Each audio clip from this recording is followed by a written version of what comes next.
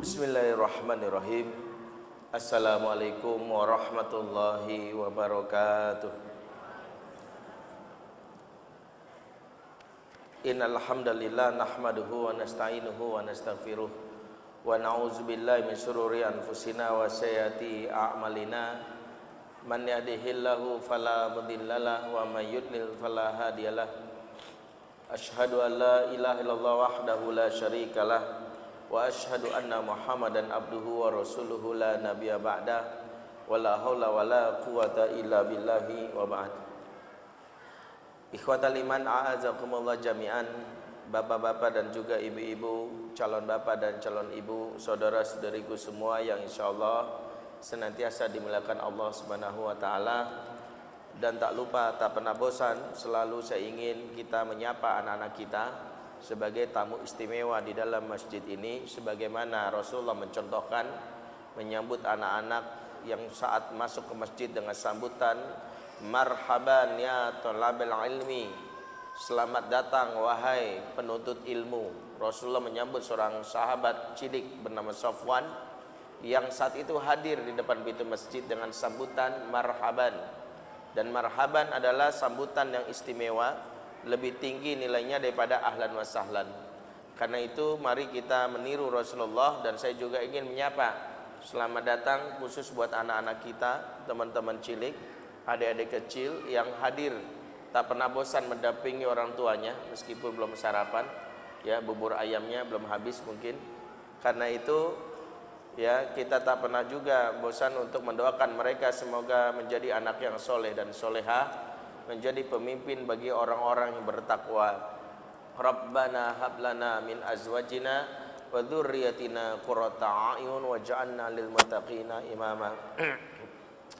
Ma'asyiral muslimin rahimakallah, ayah dan bunda, saudara-saudariku semua yang dimuliakan Allah, pagi ini kembali kita berkumpul dalam kajian rutin kita setiap pekan keempat di hari Ahad, di Ahad pagi. Dan tema kita adalah lanjutan dari materi sebelumnya, dan saya berasumsi sebagian kita mudah-mudahan adalah sudah hadir di pertemuan sebelumnya agar tidak perlu bertanya banyak. Konsep dasarnya untuk mendudukkan masalah yang selama ini selalu tak pernah selesai isunya, yaitu tentang bagaimana kedudukan ibu bekerja dan bagaimana kedudukan ibu rumah tangga.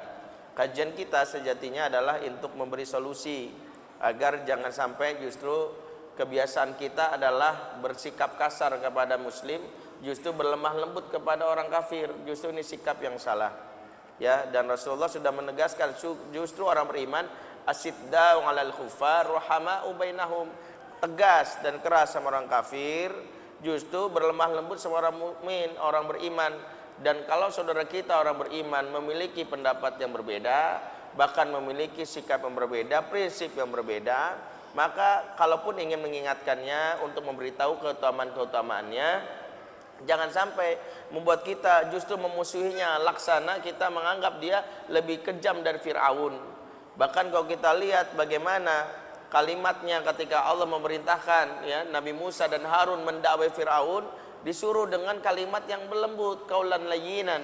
Padahal Fir'aun, Masya Allah, ya, kalau Nabi Musa dan Harun mendakwai Fir'aun dengan kalimat yang lembut, kalimat yang baik, apatah lagi kita untuk mendakwahi saudara seiman kita yang sejatinya adalah mereka sama-sama beriman, tapi bisa jadi kita melihat kekeliruan dalam prinsip hidupnya.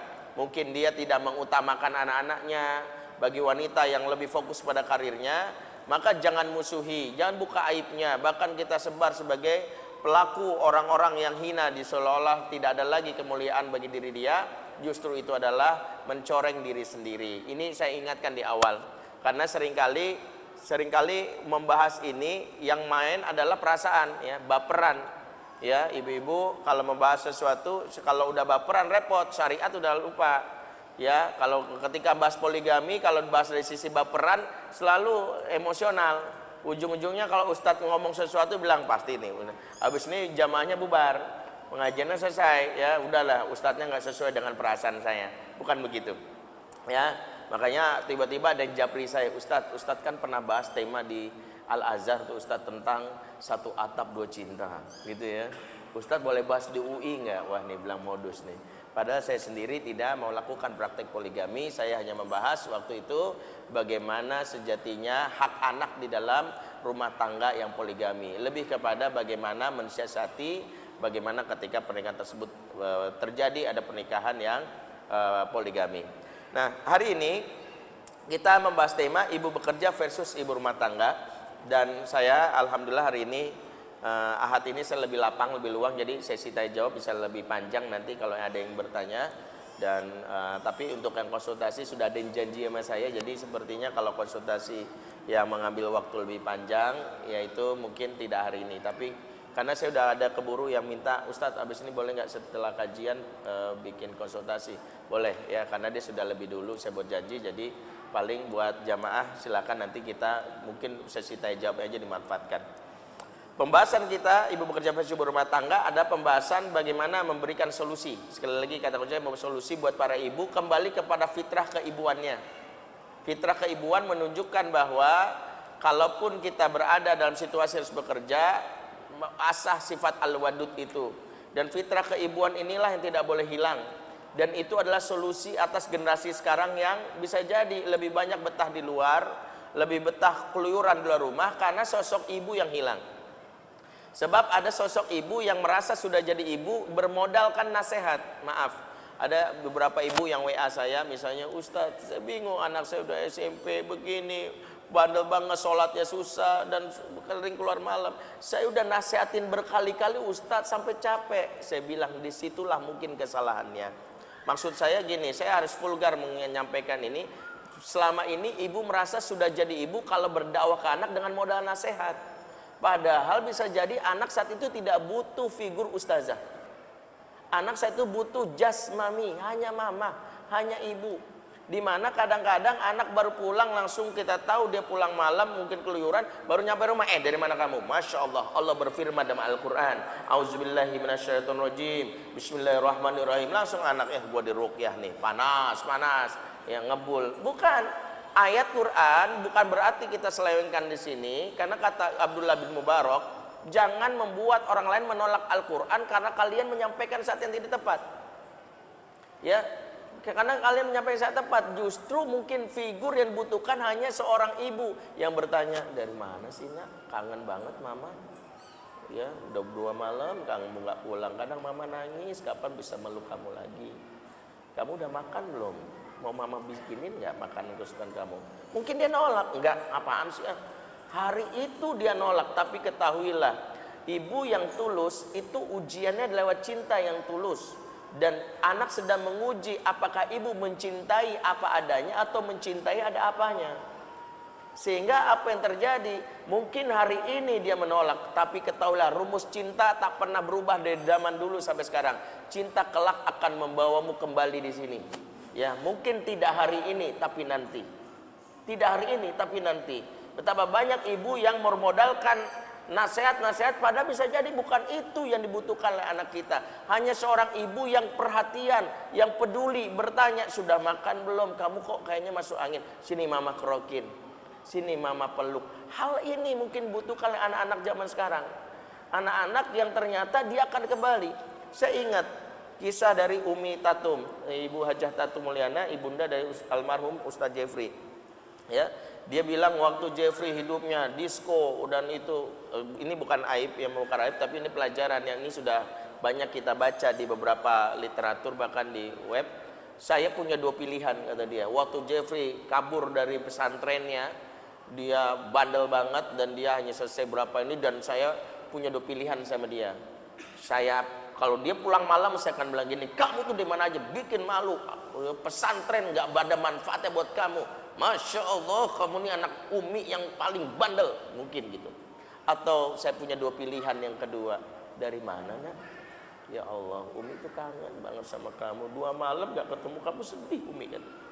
Umi pengen meluk kamu boleh nggak? Cuman meluk aja karena umi merasa kamu belum pernah umi peluk. Langsung dipeluk, kemudian ditanya. Ternyata itulah terapi yang terbaik. Bukan hari itu memang Jeffrey berubah katanya. Tapi beberapa tahun kemudian dia sadar, di rumah ada seorang ibu yang mendoakan dengan cintanya, dan itu sampaikan ke langit. itulah yang tak pernah berubah dari seorang ibu. Maka di saat kita tahu kita bukan ustazah, anak belum butuh ustazah, cukuplah itu dijalankan oleh gurunya. Cukuplah itu dijalankan mungkin oleh ustaz kampung. Jadilah jasmami, hanya ibu. Hanya ibu. Yang dengan al-wadudnya yang sudah kita bahas beberapa waktu yang lalu, itu yang akan membuat anak merasa tidak ada tempat yang paling nyaman membuat pada saat aku resah dan gelisah kecuali dalam pelukan ibunda, kecuali dalam dekapan ibunda, kecuali dalam sentuhan tetesan air mata ibunda. Dan itu yang membuat anak ingin pulang, bukan yang lain. Karena dia tahu sejatinya anak itu hanya butuh kenyamanan. Ketika rumah tak menunjukkan sifat mawaddahnya, ketika rumah tak menjadi surga karena munculnya ibu-ibu yang lebih banyak tak membangun taman di rumah, lebih banyak membangun markas militer. Karena ibu banyak yang pulang hanya untuk mau komando. Ketika pulang, dari mana kamu? Masya Allah, baju kotor, bikin malu aja. Itu mama beli baru itu bajunya. Dari mana? Dari mana? Baru mau nyetel TV, ya Allah, nak murojaah hafalan, kamu ini calon hafiz, murojaah, nggak boleh nonton TV. Mau kemana lagi? Mau bikin Indomie, ya Allah Indomie, kamu udah dibilang sakit perut, kalau sakit ingat tuh, nggak ditanggung BPJS, ngerti? Banyak tuh, anak langsung mikir, gua nih di rumah siapa sih? Ini di rumah apa ini? Ini rumah markas militer atau rumah yang penuh dengan ketenangan? Di saat aku resah aku pulang. Sekali lagi, poin penting di sinilah yang saya sampaikan. Uraian itu hanya meringkas. Saya ingin kembalikan seorang wanita kepada fitrahnya. Silakan Anda dengan mungkin pilihan hidup yang tak bisa kita intervensi karena kekeh dengan pilihan. Saya ingin terus bekerja Ustadz, membantu usaha suami. Saya ingin terus menjalankan mungkin amanah dari orang tua saya yang telah meninggal. Saya harus menjalankan pekerjaan itu, atau saya tetapi saya akan jalankan fungsi dari seorang wanita di mana anak merasa nyaman berada di rumah. Itu kata kuncinya. Jadilah al-wadud yang memberikan dampak kasih sayang kepada anak. Baik bekerja maupun rumah tangga, semua memiliki tugas tersebut. Baik. Karena itu kita sudah bahas bagaimana caranya. Karena misi pertama ibu sudah kita bahas, kemarin sudah kita bahas, ibu harus mengikat hati anak. Dan kita tahu inilah PR anak-anak zaman sekarang, terikat hatinya kepada orang tuanya. Dan kita sudah belajar bagaimana kalimatnya Nuh ketika mendakwahi anaknya lewat 3 kalimat, di mana kita lihat dalam surat Hud ayat 42-43, beliau berkata kepada anaknya, ya bunayya, anak yang durhaka yang dinamakan An ini, anak bungsunya, dikatakan ya bunayya. Ya, ini panggilan isim tasgir, panggilan sayang li tadlil, untuk mengakrabkan, di mana dia berkata ya bunayya, dia kata ibni, duhai ananda tersayang. Inilah sebuah petunjuk, sebandel-bandelnya anak tidak boleh panggilan sayang berubah. Tidak boleh. Seorang ibu, seorang ayah, anak sebandel apapun tetap panggilan sayang harus dijaga. Ya jangan giliran lagi baik kita panggil anakku, belahan jiwaku, karena rajin sholat. Giliran bandel, anak setan, dasar gendut, jangan ya.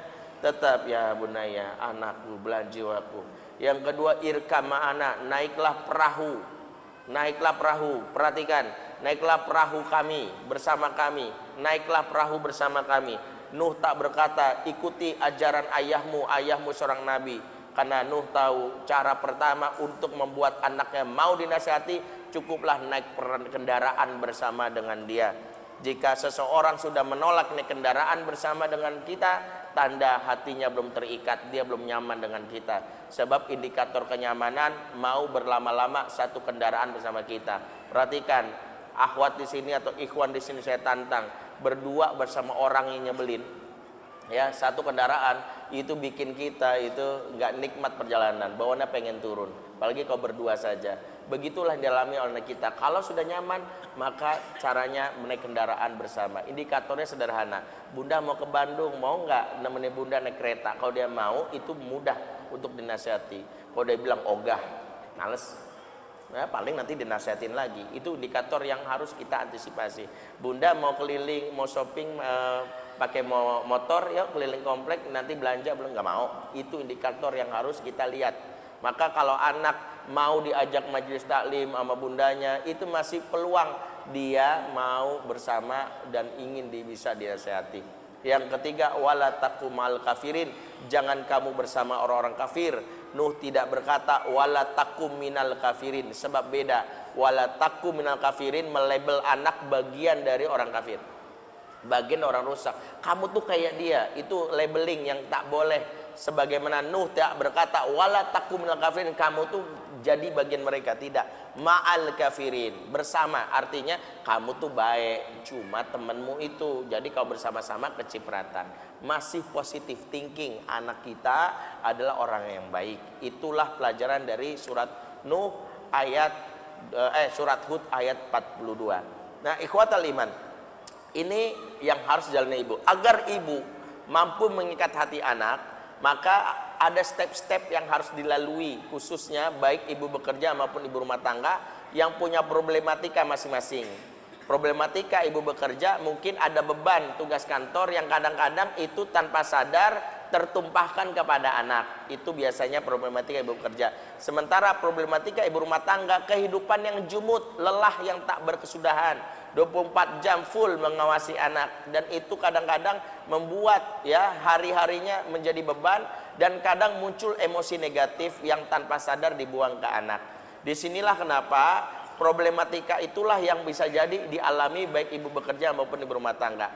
Agar kita menjadi ibu yang sukses, di indikatornya apa? Indikatornya menjadi ibu yang dirindukan. Karena tadi sebelumnya kita bahas tentang al-wadud, maka ada step-step yang harus dilewati. Yang pertama, mulailah berupaya untuk mengendalikan emosi dengan berpikir dan berperasaan positif.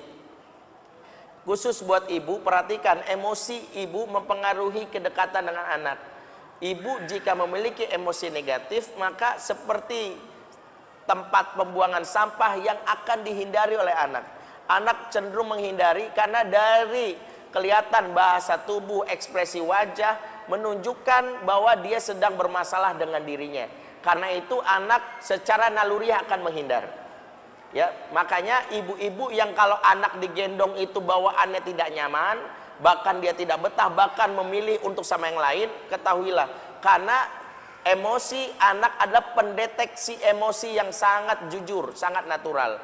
Jika orang ini adalah orang yang dalam keadaan emosinya mungkin marah, ya, tidak nyaman, maka gendongannya pun akan membuat dia pun tidak betah berada bersama dengan dia. Itulah kenapa seorang ibu wajib untuk menjaga dan bermain peran saat berada di depan anaknya. Jika emosi ibu positif, ini laksana taman bunga yang membuat anak-anak betah berlama-lama dalamnya. Ibu yang nampak senyumnya senyum natural, ekspresi wajah bahagia, gendongan yang lembut, tangannya, cengkramannya bukan cengkramannya, beda ya. Orang kalau misalnya marah, cengkramannya udah beda. Ada ekspresi tekanan yang ditunjukkan lewat anggota tubuh, makanya agak beda dibandingkan dengan orang-orang yang dalam keadaan emosinya stabil.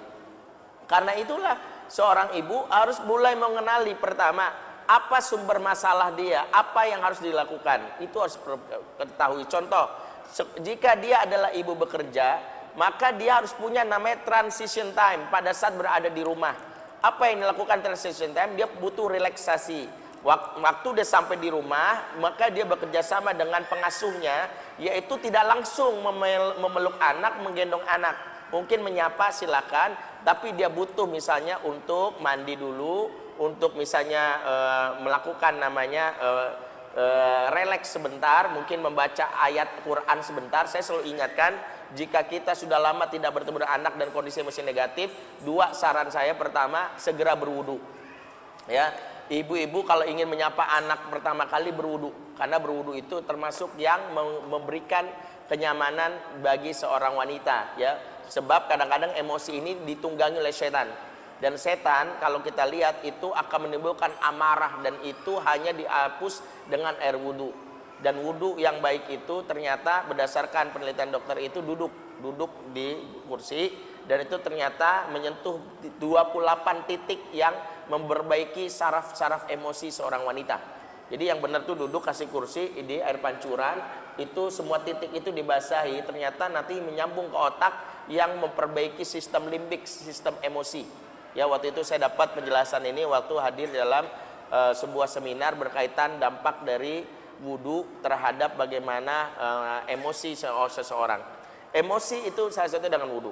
Ketika itu sudah wudu, kalau bisa masih ada di transition time, maka sebelum bertemu dengan anak baca Quran, mungkin silakan jangan lama-lama. Kalau terlalu lama karena ngejar odoj one day one juice itu butuh 1 jam, anak tak bisa menunggu, setengah jam lah minimal. Ibu mungkin membaca mungkin 1 halaman saja, setelah itu berlatihlah. Perhatikan, kita sedang berhadapan dengan makhluk yang sejatinya diamanahkan oleh Allah sebagai tamu agung yang kita nantikan setiap malam. Kita doakan Robbi habli minas solihin. Maka jangan perlakukan dia laksana penagih utang, debt collector yang menyebutnya dengan kalimat kamu tuh bentar gendong. Tidak, saya selalu ingatkan kalau perlu sebelum, bagi buat ibu bekerja khususnya, kalau sudah masuk rumah segera berlatih di depan cermin, kira-kira ekspresinya sudah nyaman belum, silahkan. Karena kalau belum bisa itu bahaya sekali buat anak, dan itu membuat anak trauma. Itu yang bisa dilakukan, kenali diri dan perbaiki. Yang berikutnya, agar kita bisa memahami kondisi-kondisi yang menstimulan emosi kita yang menjadi negatif dari faktor luar, termasuk dari faktor hubungan dengan pasangan, hubungan dengan pekerjaan. Maka faktor berikutnya, kenali, pelajari pola tingkah anak sehingga membuat kita tidak berasumsi dia dalam keadaan yang membuat menyebalkan. Contoh, tidak ada anak yang nakal kalau kita tahu bahwa fase pertumbuhan anak dijaga fitrahnya oleh Allah. Anak yang berlari-larian, anak yang saat itu tidak mau berbagi, anak yang kadang ribut dengan adiknya atau dengan abangnya, kalau kita pahami inilah proses fitrah yang normal, maka kita akan memaklumi sebagai hal yang akan dilewati setiap anak. Sebagian ibu ini adalah kadang menggegas anak supaya menjadi ideal dengan ukuran dewasa untuk anak-anak. Contoh, anak ketika di masa kecilnya nggak mau berbagi, pelit, kemudian muncullah paman ibu beberapa tahun kemudian, kelak anakku jadi orang yang pelit, ya Allah gimana? Padahal masih kecil. Fitrahnya anak kalau di umur-umur itu memang pelit biasa aja. Jangan langsung berpikir, gagal gue sebagai ibu nih, anak gue pelit banget, nanti gimana dia? Kau punya istri, dia tidak akan berbagi, istrinya kelaparan, jauh banget. Ya berpikirnya jauh banget, sampai nanti istri bagaimana anak-anaknya, tadi dia uang gajinya hanya buat memberkahi dia sendiri. Ya Allah bu, masih bocah 3 tahun. Jangan langsung berpikir itu. Justru kalau kita paham bahwa di umur ini umur yang wajar, anak ego, karena ego proses bagaimana menumbuhkan harga diri dia, maka nggak ada tuh kalimat normal aja, ya biasa aja. Maka kita tidak akan menyikapinya dengan stres. Kita bilang, ya memang dia lagi pelitnya, mau gimana? Adik bagi nggak mau, ini hak aku, ya sudah. Karena memang anak-anak akan seperti itu. Bahkan Rasulullah pun mencontohkan bertemu dengan seorang anak kecil di samping orang dewasa. Hadisnya sahih riwayat Muslim. Rasul berkata kepada anak ini, ya gulam, ata'zanu li an utiya haula. Wahai anak muda, bolehkah minuman ini aku kasih ke orang dewasa di sebelahmu? Apa kata anak ini? Wallahi la, demi Allah kagak. Bayangkan betapa kalau kita mungkin menjadi sosok yang seperti itu, keluar dalil, Masya Allah kamu adalah orang terlaknat, akan diutus malaikat Malik menjemput kamu, dimutilasi 5 bagian, kan gitu. Pelitnya luar biasa. Perhatikan, Rasulullah tak melakukan itu. Rasulullah langsung mengambil gelas itu, ya sudah dikasihlah ke anak tadi. Kenapa? Rasul tahu anak ini lagi fase ego, dan ego itu normal. Sebab anak yang tak punya sifat ego kelak akan menjadi anak yang soleh tapi ikut-ikutan. Anak remaja yang soleh tapi nggak bisa mempertahankan prinsip. Kenapa? Karena nggak punya sifat ego. Di situ tahu ngerokok nggak baik. Temennya bilang, lu kalau nggak ngerokok nggak jadi teman kita. Udah deh, tapi gue seisep doang ya. Tuh, karena nggak ada punya sifat ego. Kalau punya sifat ego gimana? Rokok lu, kalau nggak jadi teman gue. Bodoh, emang gue butuh teman lu doang. Hah? Yang lain ada, gitu. Ini kalau kita paham tentang betapa anak-anak itu sejatinya sudah Allah tetapkan fitrahnya. Tapi kita terlalu ini, kenapa anakku begini? Saya selalu mengingatkan, karena istri saya berpikir jauh ke depan. Dia abang sama adenya ribut, kadang adenya diusilin. Mudah langsung berpikir, ya Allah nanti kok kita meninggal gimana Bi? Dia akan ngusilin adiknya terus. Nanti ya Allah lebay banget saya bilang. Jauh Bu, jauh.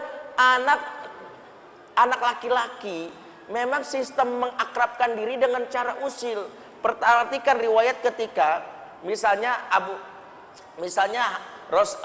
Umar ditanya sama Hamzah, "Kaifa asbahta ya Umar?" Jawabannya Umar apa? Mukul, jebret. Sakit nggak? Sakit. Tandanya saya baik-baik aja. Buktinya masih bisa mukul antum tuh.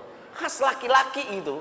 Laki-laki memang cara mengakrabkan diri dengan mengisengkan diri. Makanya beda sama perempuan, sifatnya sinergis, ya, tidak ada kompetisi. Kalau yang mengakrabkan diri kasih hadiah, ngomongnya, "Hei sayang mau kemana? Kita ke kamar mandi bareng yuk." Coba laki-laki ngomong gitu. Ya, Adi ke kamar mandi bareng ya. Iya Adi aku cinta kamu. Langsung tuh baru tanda stres gitu tuh. Justru ketemu anak laki-laki stres. Ya ini pelajari pola tingkah anak. Makanya kadang-kadang yang membuat kita itu emosi negatif karena memandang anak karena tak sesuai dengan umurnya, kita memandang dari sisi kacamata orang tua. Makanya di sini pentingnya kita memahami tahapan perkembangan anak.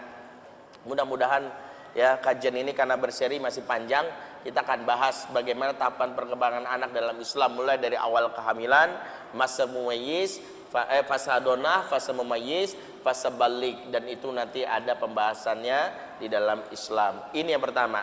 Berarti seorang ibu harus berpikiran positif. Kalau ibu mengalami situasi, Ustadz, saya jujur nggak bisa ngelola emosi saya, maka seorang ibu harus punya kebiasaan untuk menetralisir emosinya. Apa itu? Yaitu dia harus punya kebiasaan menulis. Perhatikan ini, terapi buat wanita yang cenderung emosional adalah menulis. Wanita yang tidak biasa menulis, emosinya nggak stabil. Makanya Imam An-Nawawi, saya kalau tidak salah, beliau mengingatkan, menulislah wanita, menulis itu mencerahkan batin, menenangkan batin, mencerahkan pikiran. Makanya kalau kita punya unek-unek, ada ide kepala nggak ditulis, resah. Makanya kenapa disunahkan nulis? Dan nulis yang dimaksud bukan ngetik. Saya selalu ingatkan, zaman sudah berubah, memang sekarang ada gadget, tapi bukan berarti membuat kita seperti menulis. Menulis diari itu tetap harus ada. Kenapa? Karena menulis itu terkait dengan terapi kita. Orang kalau emosi nulisnya beda. Ya, kita kalau lagi kesel sama orang, lihat aja nanti itu, lihat tuh. Itu mengekspresikan sebenarnya. Beda kalau lagi sayang pelan gitu ya. Sebenarnya kita sedang mengeluarkan emosi kita itu lewat tulisan. Berarti apa? Tulislah. Selalu mengingatkan, apa yang diresahkan tulis. Ya biasakan menulis. Makanya wanita itu, ibu yang dirindukan punya notes khusus untuk mencatat perjalanan apa pengalaman dia tulis. Saya sangat mengapresiasi ahwat-ahwat yang punya kebiasaan menulis. Saya selalu ingatkan, bersyukurlah kalau istrimu bisa menulis. Biasanya ibu yang menulis emosinya lebih stabil. Nih ikhwan-ikhwan ya yang mau mencari jodoh, pertanyaan pertama kok ta'aruf gini, ukhti ya, udah bisa nulis belum gitu. Maksudnya apa kebiasaannya? Kalau dia bilang anak penulis buku, Masya Allah, langsung ya nggak ada alasan lagi, udah lamar aja langsung ya. Ini boleh ya, ahwat nulis, karena ini mempengaruhi sikap dia saat dia menjadi seorang ibu. Ini yang pertama. Yang kedua, agar kita menjadi ibu yang memiliki, ibu yang dirindukan, baik ibu bekerja maupun ibu rumah tangga, belajarlah untuk memprioritaskan anak dalam segala hal. Karena kita kadang-kadang menjadi pribadi yang curang dalam memberikan hak kepada orang terdekat. Maksudnya gimana?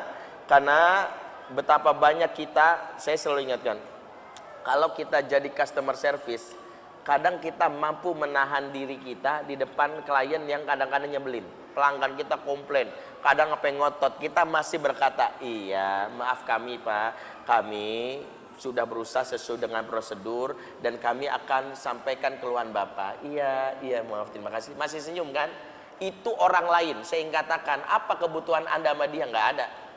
Anda dan dia itu adalah orang lain. Jika Anda mampu berikan hak Anda yang terbaik, energi kesabaran kita, senyuman ramah kita, bahkan kepada orang lain, mengapa keluarga terdekat tak mendapatkan haknya? Padahal merekalah sejatinya yang dituntut oleh Allah untuk dapetin hak kita. Wa atidal qurba haqqahu, berikanlah hak khususnya kepada orang terdekat. Justru diingatkan berikan hak kepada orang terdekat. Ayat ini kalau kita baca surah Al-Isra memang tentang zakat, tetapi para ulama mengambil kaidah tentang al-ibrah fi lafazil fi umumil lafaz. Ibrah itu berdasarkan keumuman lafaz. Artinya apa? Ambillah dia berdasarkan lafaz umumnya, hak seorang terdekat, anak, istri, orang tua, itu salah satunya hak psikologis. Makanya saya selalu ingatkan, siapa di sini guru TK? Sering guru TK itu Masya Allah, saya kadang kagum sekali menyikapi siswanya yang kadang menyebalkan. Adek Irfan jangan begitu. Iya sini. Coba sama anak sendiri, Masya Allah, jatuh. Apa yang salah? Apa perlu anak kita jadi siswa di situ untuk kita dapat haknya? Kan nggak perlu. Maka disinilah saya belajar. Saya pernah cerita kok tidak salah di sini. Bahkan ini yang membuat saya meyakini kalau kita bisa berbuat baik sama orang, anak kita, adik kita, istri kita, bahkan ibu kita lebih berhak. Makanya kalau anak saya udah bertingkah dan sebagainya, saya selalu ingatkan istri, klien kita yang utama. Ingat ya, klien kita nih, ya dibandingkan yang lain. Berarti gimana? Kalau kau tak mampu menghadapinya, ya sudahlah. Ya kadang-kadang nikmati. Kadang kebandelan anak itu justru menjadi episode yang dirindukan, kata saya. Pahamilah bahwa kelak kita akan tua. Dan ketika kita tua, kita akan mengalami episode di mana kita akan merindukan fase-fase anak berebutan mainan. Kita akan memandangi setiap sudut rumah yang ada coret-coretan. Kita akan merasa bahwa kemana suara tangisan, teriakan, dorong-dorongan itu. Di mana sekarang anak kita sudah tumbuh, yang perempuan di bawah suami, yang laki-laki punya obsesi diri, rumah kembali menjadi sepi. Disitulah kita sadar yang hari ini kita sesali dengan teriakan, rewelan, justru menjadi episode yang kita rindukan. Kadang banyak orang tua yang mengatakan kepada saya pernah datang ke Panti Jompo, seandainya waktu boleh berulang Ustadz, saya hanya minta satu episode kehidupan saya ketika saya bangun tengah malam direcokin dengan suara tangisan anak saya. Ketika saya mendapati anak saya berebutan mainan, dorong-dorongan, ketika air ditumpah sembarangan, rumah berantakan, justru itu episode terindah dalam kehidupan kita. Maka saya selalu ketika menghadapi situasi itu, maka refleksi kehidupan saya hanya saya bikin proyek jauh ke depan. Saya menjadikan diri saya sebagai kakek dan nenek yang kesepian di malam di hari-hari menjelang ajal, di mana anak tak ada lagi di depan kita, cucu kita sama diri dia. Nikmati itu. Makanya kadang-kadang ketika sudah berat menghadapi anak-anak yang mungkin karena anak saya 5 berantakan dan sebagainya, saya justru menghibur diri ya, bikin kopi ya. Kemudian istri saya udah selesai, saya kasih ini dah, nikmati, ini episode kehidupan yang indah. Ya kadang-kadang udah minum kopi berdua, lagi ribut, saya sampai bilang, abang udah selesai nangisin adiknya, belum Bi? Ya sudah, 2 menit lagi ya. Adanya Abi, iya selesai aja sama abang masih punya jatah 2 menit, gitu, yaudah lucu aja lihat gitu ya. Habis itu ternyata lebih membuat kita, kenapa? Kita tahu bahwa dia lebih berhak. Makanya saya selalu misalnya memasang di foto profil DP atau di handphone saya atau di dompet saya itu foto anak-anak saya yang waktu bayi. Kadang kalau marah muncul saya pandangnya itu. Saya bilang betapa saya jahatnya kalau saya menyakiti bayi semungil ini yang sekarang tumbuh sebagaimana doa-doa saya di malam hari itu. Sekarang dia sudah tumbuh, saya dengan harapan saya. Kenapa saya sakiti lagi? Maka saya nangis itu, ya sudah. Dan rasanya ingin memeluknya. Itulah yang harus kita lakukan. Kenapa? Iktanim khomsan qabla khomsin. Manfaatkan 5 sebelum 5. Salah satunya adalah firogoka qoblaan syaglik. Waktu luangmu sebelum datang waktu sempitmu. Waktu luang saat anak masih bersama dengan kita, itu momen yang tak akan berulang. Manfaatkan itu. Tangisannya nikmati. Kadang tangisan itu yang demi Allah ibu-ibu sini yang akan mengatakan, ini anak rewel banget, ya Allah kapan gedenya? Ntar nyesel udah gede. Bener. Adik saya tuh pernah bilang gitu, ya Allah nak segera gede lah biar nggak nyusahin Umi. Saya bilang benar kamu ngomong gitu. Allah akan kabulkan dan kamu akan menyesal kalimat itu. Karena episode kehidupan itu kadang-kadang kita lihat indah itu pas enaknya. Karena bisa jadi air mata kamu hari ini air mata yang akan dirindukan. Udah nikmati. Dan itu kalau kita pahami indah. Indah sekali. Kesabaran itu dibangun atas kita yakin bahwa Allah memberikan amanah kepada anak kita pada kita bukan dalam bentuk malaikat. Karena kalau diberikan malaikat buat apa ada tarbiyah? Buat apa kita mendidik mereka? Anak kita malaikat dan kerjaan malaikat cuma satu, yusabbihuna laila wan nahara la yafturun. Malaikat itu kerjaannya cuma beribadah aja malam dan siang, nggak pernah capek. Anak kita bukan malaikat, maka episode error-errornya itu nikmati. Sama seperti kita yang tak sempurna, kita kan nggak ada orang tua sempurna. Begitulah anak kita di mata kita, nikmati aja. Lagi dia bandel-bandelnya, jangan berpikir kehidupannya selesai bandel. Karena kalau merujuk kepada kaidah pendidikan, anak itu aslinya fitrahnya baik. Aslinya baik. Kan mamin mauludin illa yuladul fitrah. Makanya kalau boleh jujur, anak itu aslinya baik. Kalau anak kelihatan bandel, jangan-jangan kita memandangnya bandel. Padahal baik sebenarnya menurut Allah. Karena cara pandang kita. Karena kan kalau boleh jujur, aslinya anak itu fitrahnya baik. Sejak awal ada dapat software dari Allah. Beda dengan pandangan barat mengatakan bahwa bayi itu seperti kertas kosong. Islam tidak. Bayi itu seperti kertas yang bercorak. Ada titik-titik yang menunjukkan ini kebaikan. Itu fitrahnya. Ya tugas kita hanya menghubungkan antar garis. Seperti di TK ada pelajaran anak-anak menghubungkan antar garis. Itulah tugas ortu yang cuman menebalkan garisnya aja. Supaya nampak fitrahnya itu. Kalau kita bikin garis baru, menyimpangkannya, maka itulah penyelewengan terhadap fitrah. Itulah kenapa kalau melihat anak itu, jangan kacamata negatif. Nih anak nih bandel, udah dari sononya nih. Nggak ada. Fitrahnya anak itu baik. Jadi nggak ada istilah nakal turunan tuh nggak ada. Bagi nakal tanjakan, nggak ada. Anak nakal turunan nggak ada. Nggak ada anak tuh baru lahir langsung niat jadi bandar narkoba, ada. Nggak ada. Ada anak baru lahir langsung nanya, ada gambar porno nggak? Nggak ada. Maka aslinya tuh anak baik. Maka kalau di umur-umur yang masih belum taklif, masih belum ada beban, maka pandangannya jangan gini, ini anak kok bakatnya bandel ya? Bukan. Ya, jangan-jangan yang menurut kita bandel, tapi menurut Allah ini baik sebenarnya. Karena kita memandangnya bandel itu ukuran kita, ukuran manusia. Ukuran manusia kan tuh bandel itu kalau misalnya suka keluar rumah. Wah, itu bandel. Padahal enggak, bisa jadi ini bakat pemimpin. Sebagaimana Umar bakatnya, Khalid bakatnya. Khalid itu bakatnya kan hampir tiap hari berantem sama tetangga. Tidak ada satupun setiap hari dia lalui kecuali pernah membuat tangan anak tetangga patah sama dia. Itu kan episode kehidupan kalau orang tua ngelihatnya mungkin berpikir, ya Allah nah gitu ya. Tapi siapa yang menduga dia menjadi akhirnya panglima yang disegani di masa depannya.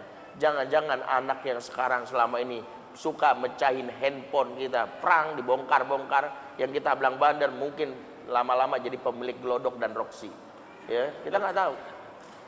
Ya, karena kita memandangnya negatif. Selalu berpikiran positif sama anak kita. Ingat, jadikan anak prioritas dalam segala kebaikan kita. Yang ketiga, bagi seorang ibu agar emosinya positif mendapati anak punya manajemen waktu. 4, manajemen waktu hak seorang wanita. Pernah saya ulas mungkin di pertemuan-pertemuan sebelumnya, tapi ini ingin saya sampaikan agar para ibu, dan ini sampaikan kepada suami. Seorang ibu punya hak untuk me time. Me time ya, bukan waktunya makan mie, bukan. Me time, masa waktu di mana ibu untuk melakukan internalisasi diri. Jangan pahami me time itu ke shopping, belanja, bukan. Me time itu kalau sebagian mungkin seperti istilah ulama uzlah, waktu dia untuk tafakur, baca Quran tidak terburu-buru, dia khusyuk mentadaburi Allah, berlinang air matanya, dan dia tidak terganggu karena anak sedang digendong sama suaminya. Ini khusus buat ibu di rumah tangga yang kehidupannya bosan. Ya Allah setiap hari. Nah suami kalau pengen ibu terjaga sifat al-wadudnya, ketika sudah fasenya dia mungkin bosan, nah sini. Anak biar aku pegang ya. Nih ATM kamu bawa aja insya Allah ya. Kemana kayak terserah. Ya alhamdulillah saldonya udah dikosongin kan gitu ya. Jadi yang penting kan seneng bawa ATM-nya udah seneng kan gitu ya. Begitu digesek lo kosong mas, kan aku bilang ATM-nya ya. Uangnya sudah aku pindahin gitu ya. Intinya adalah bukan, makanya jangan dipahami me time itu belanja. Bukan, me time itu adalah melakukan rehat sejenak. Tidurnya ngorok, nikmat, memulihkan energi. Bahkan punya hak untuk mas, aku sholat malam boleh nggak? Malam ini aku mau tahajud, boleh ya. Nanti kalau anak nangis kamu, iya. Ini me time. Sebab begitu banyak ibu nggak bisa sholat malam karena si suami cuek ketika anaknya nangis. Dia baca Quran, dia terburu-buru, tidak masuk ke dalam relung jiwanya. Wajar jiwanya lemah. Maka hak seorang ibu punya me time. Rasulullah pun memberikan hak me time ini. Makanya ada istri Rasulullah yang punya hak ya, untuk misalnya berpuasa sepanjang waktu dan sholat malam sepanjang malam ya, seperti Hafsah yang gelarnya as-swamah al-qawamah ya. Jadi itu Rasul berikan tuh bagian dari me time-nya dia. Jadi boleh ibu bilang, mas boleh nggak dalam sepekan aku kasih setengah hari deh, aku pengen banyak baca buku ya, aku ingin nulis ngetik ya, jadi pengen ide-ideku ditularkan, boleh nggak ya? Boleh ya gitu ya, itu me time ya. Yang kedua couple time, ini juga yang kadang-kadang membuat ibu-ibu resah, udah menikah serasa janda. Menikah serasa janda tuh nggak enak. Punya suami cuek, mau ngomong sama siapa? Heran. Yang lain punya pasangan bersandar di bahu pasangan, aku di bahu jalan. Ya Allah, emang gua jasa marga. Ini yang membuat banyak stres ibu-ibu. Maka suami meminimalisir fungsi. Kenapa ibu itu harus punya ruang untuk bicara, untuk pagi-pagi lari ke UI, anak ditinggal dulu, kajian bersama. Kalau ada film Islami sepakat mau nonton film bersama, silakan. Itulah momen kita merasa bahwa kita bukan tulang yang berjalan sendirian. Ingat, kita berada di struktur tubuh dari seorang laki-laki, di mana kita dinaungi oleh bagian tubuhnya tersebut. Kita dipeluk, merasa nyaman. Kita diberikan hak untuk bicara. Makanya ibu-ibu yang tidak dapat hak couple time-nya, saya sampaikan ini khusus bagi yang punya pasangan tentu maksudnya. Maka ini membuat emosinya cenderung negatif. Dan itu yang berwabah kepada anak. Makanya jangan menganggap bahwa ibu rumah tangga itu the best, profesi terbaik kalau tidak di-manage tentang waktu ini. Karena ada ibu rumah tangga yang melakukan kezoliman tanpa sadar ke anaknya sebab suami yang cuek. Pernah saya bilang kan bahwa kadang-kadang emosi kepada suami tumpahnya ke anak. Itulah kenapa 80% masalah anak bermula dari kadang suami istri yang tidak harmonis. Ibu yang suka marah-marah sama anaknya, sejatinya mewakili perasaan dia tidak bahagia dengan suaminya. Sebagian besar begitu. Maka bukan berarti pembenaran. Saya tidak ingin mengatakan seolah benar. Ada ibu menyubit anaknya, mengampar. Ada di Depok kalau nggak salah, di daerah mana itu yang anaknya disetrika. Ya beritanya beberapa waktu lalu. Kemudian di Kalideres ada yang mutilasi, waliyazubillah. Ada juga di Bandung yang disekep mati. Tentu ibu ini zolim dan melakukan dosa besar. Namun ketahuilah, di balik ibu yang tak mampu mengontrol emosinya, ada sosok suami yang cuek. Suami yang tak membuka ruang untuk dia mengeluarkan 20.000 kata perharinya sebagai upaya menyehatkan jiwa dia. Dengarkan, simaklah, biarkan dia menangis di bahunya si suami. Dan setelah itu dia hanya butuh didengarkan, dia akan kembali dalam keadaan yang terbaik. Itulah kenapa couple time penting. Walaupun sudah pengantin veteran, saya selalu ingatkan, pernikahan emas 50 tahun berdua bersama pasangan tak boleh kita abaikan. Anak udah 10 Ustadz, malu kalau berdua kayak pengantin baru. No, ini bukan masalah pengantin baru, pengantin lama. Ini masalah mau sehat nggak jiwanya. Suami harus memberikan itu. Ya, couple time. Yang ketiga, family time.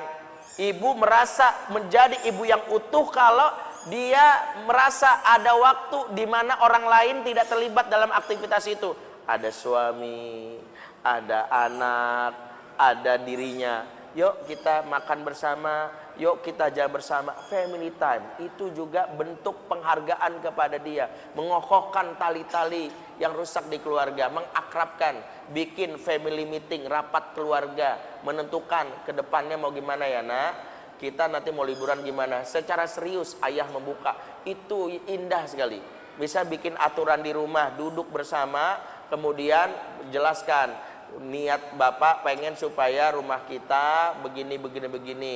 Kalau kita tegakkan aturan gimana? Anak akan mendukung, ibu pun merasa nyaman karena ada ruang keluarga mendapatkan yang namanya ya rapat atau interaksi secara lebih mendalam.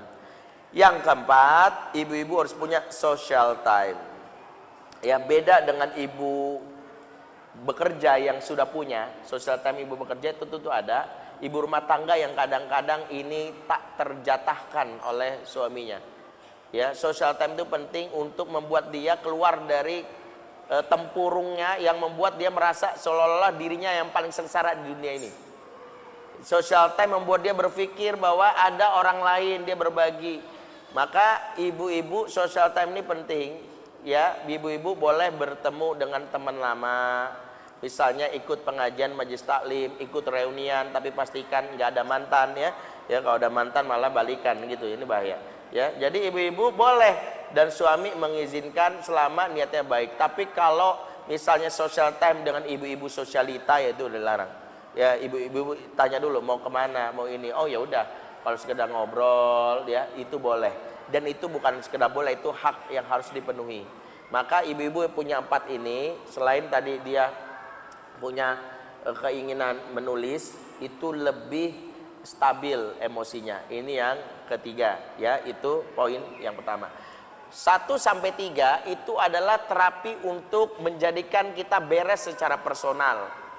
Ya, cukup ini belum. Kalau kita punya emosi positif tapi belum punya skill, maka kemungkinan besar kita sulit menarik perhatian anak. Maka yang keempat harus ada skill dasar seorang ibu untuk membuat anak tertarik kepada diri dia. Sudah diulas, yang pertama menulis, itu tadi sudah dibahas. Yang kedua memasak, ingat ibu-ibu ya, memasak adalah bagian cara membuat anak kangen pulang. Penelitian mahasiswa psikologi UGM di Jogja, hal apa yang membuat anak kangen pulang? Rindu masakan ibunya. Makanya selalu saya ingatkan, walaupun dalam bab fikih memasak bukan kewajiban wanita, selalu saya ingatkan betul kita membangun rumah tangga bukan rumah makan ya mas, betul ya. Makanya ibu memang tak wajib memasak, tetapi ibu yang memasak dan selalu berkreasi dengan masakannya, insya Allah salah satu contoh ibu yang membuat anak nempel.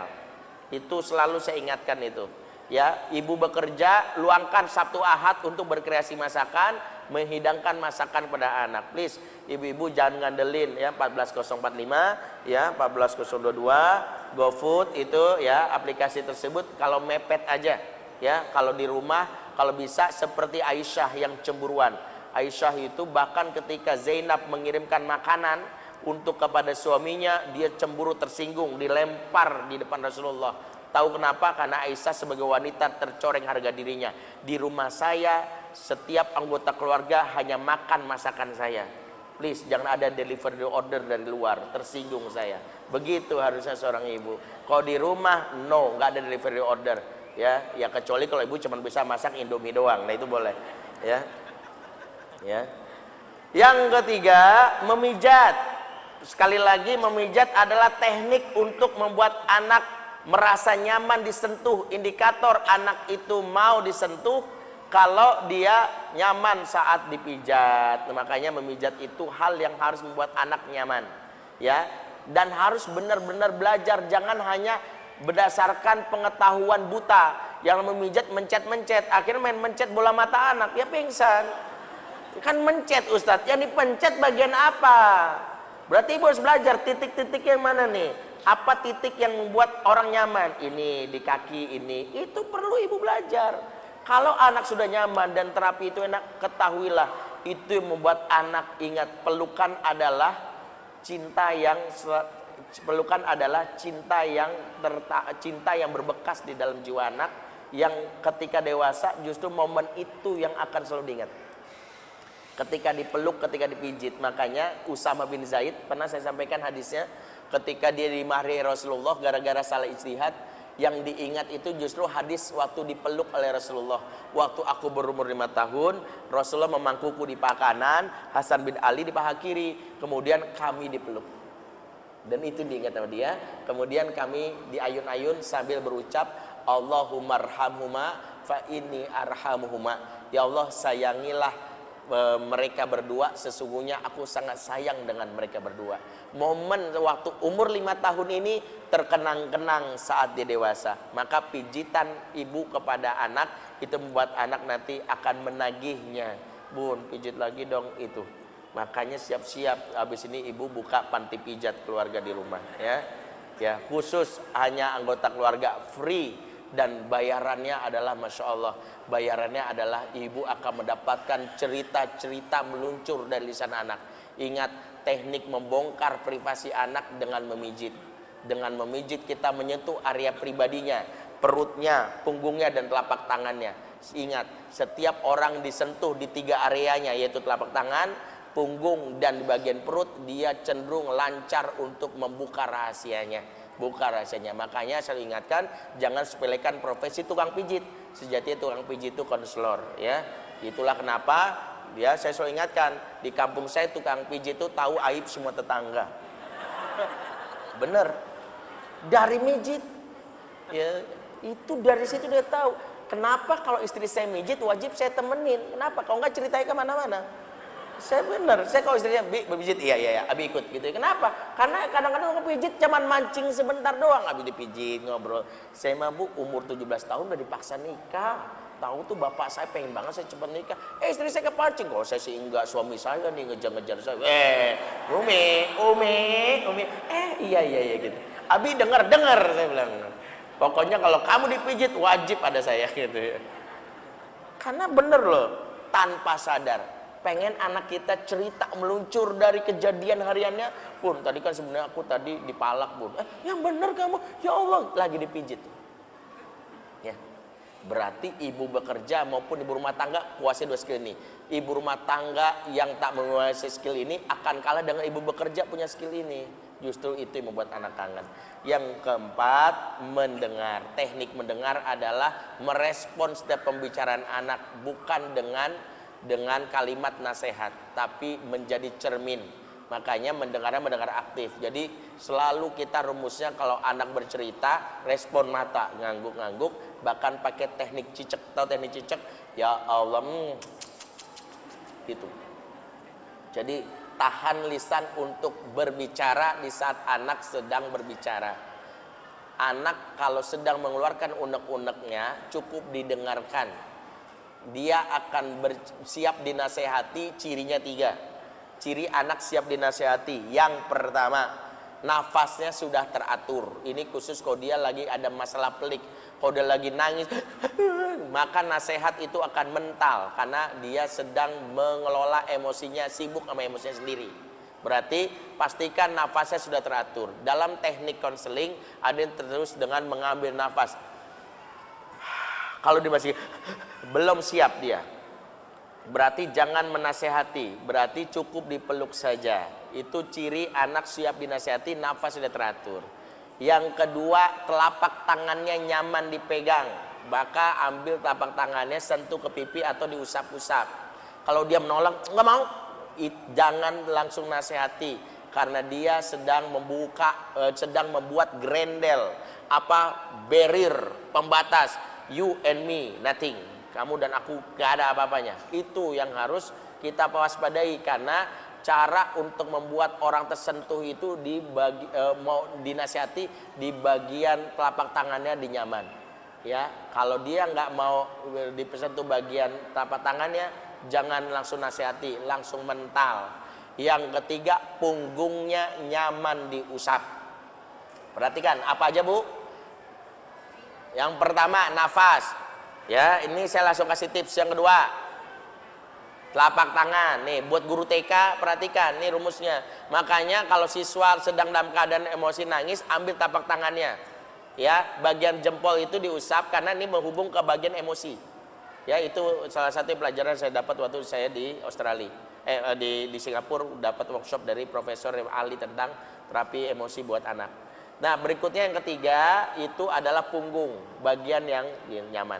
Kalau sudah nyaman baru langsung nasihat, tidak, pakai izin. Boleh nggak bunda bicara? Itu dulu. Jangan langsung dengan kalimat gini ya nak, ya, langsung keluar ayat jangan, ya. Tapi langsung, boleh nggak bunda bicara?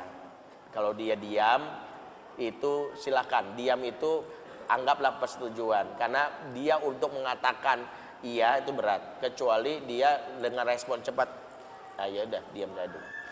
Ya, biasanya seperti itu. Taib.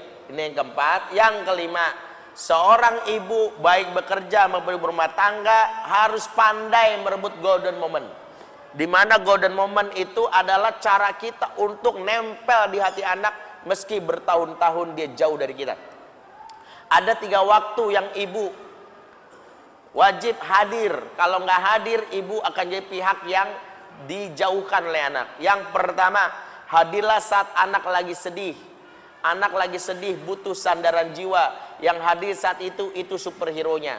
Maka ibu-ibu yang komplain sama saya, gimana Ustadz, anak saya itu deket banget membandar narkoba. Udah berkali-kali saya ingetin, maunya nikah sama dia terus. Saya udah nasihatin. Disitulah saya tanya, saat anak ibu lagi nangis, adakah ibu di sampingnya? Ibu ini nggak bisa menjawab. Justru bandar narkoba pintar, lagi sedih didatengin dengan modus sebagai pahlawan. Kenapa? Ya Allah, sedih banget ya. Nih. Ini buat menenangkan kamu. Awalnya gratis, ujung-ujungnya sakau, wajib bayar, jual segala yang dia miliki sampai jual kegadisannya. Waliyazubillah. Berarti apa? Kau anak lagi sedih, perhatikan cara Rasulullah. Rasulullah dikabarkan bahwa sepupunya Anas bin Malik, yaitu Abu Umair kunyahnya, itu menangisi burung pipitnya yang sudah mati. Maka Rasulullah pun menyempatkan untuk menengok, perhatikan, kepala negara, presiden masih ngurusin hati seorang anak yang nangis karena burung pipitnya mati.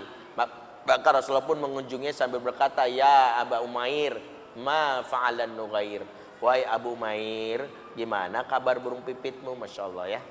Itu Rasulullah begitu peka terhadap urusan seorang anak yang kehilangan burung pipit. Dan kehilangan itu jangan kita simplifikasi dengan alah baru burung pipit doang. Nanti papa ganti sama burung garuda ya. Mama ganti ya, kalau perlu yang ada logo Pancasila mau. Jangan. Anak itu kalau sedih itu cukup dipahami. Kalau enggak kita dianggap nggak ngerti, malas sama mama nggak ngerti, malah diremehkan. Kamu gitu aja cengeng, jangan. Ya, Rasulullah tidak mengatakan kepada anak laki-laki, ingatlah, ini anak laki-laki loh, anak laki-laki kalau berpipit nangis. Rasulullah nggak bilang, kamu laki-laki cengeng banget, tidak. Ya, kehilangan. Lagi sedih, butuh sandaran jiwa. Maka momen sedih itulah yang harus kita jadikan momentum untuk mengikat hati.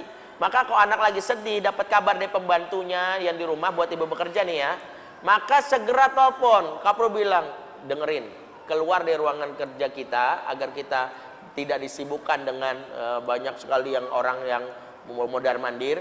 Kita butuh ruang mungkin ke musola, atau maaf ya, kalau ternyata ruang yang sepinya ada di toilet ya nggak ada masalah. Ya tapi minimal ada ruang sepi, kita merespon emosinya. Kenapa? Nah ya Allah, jika nggak bisa pulang, kita minimal mendengarkan tangisan dia. Ya, ini buat ibu bekerja, khusus ibu bekerja. Kalau perlu janjikan pulang lebih cepat, tergantung kadar masalahnya. Contoh, misalnya dia gagal UN, sehingga dia malu, dia sendiri yang gagal. Itu kan berkaitan dengan harga diri dia.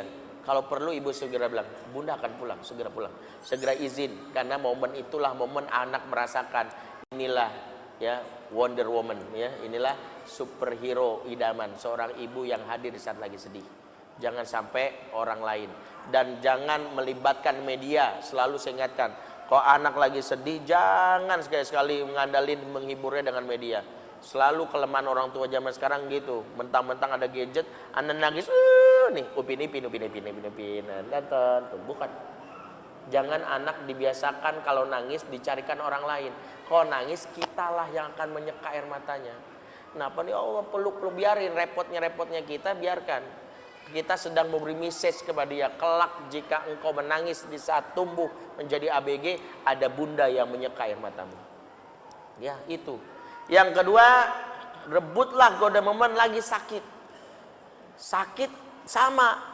Sakit itu bukan fisiknya saja. Anak tuh butuh yang namanya perhatian. Maka kalau lagi sakit, para ayah dan bunda, khusus bunda di sini, ibu bekerja, jangan sampai cuek dengan mensimplifikasi. Kalau perlu terlambat sedikit momen yang membuat dia berkesan.